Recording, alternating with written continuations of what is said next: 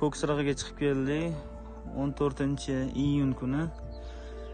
Hop, 8-7 bilan 8-10 orasi sanaldi. Bitta qo'zi so'yildi. Bitta mamara sulaganmi qo'yi o'lgan. Hop, undan tashqari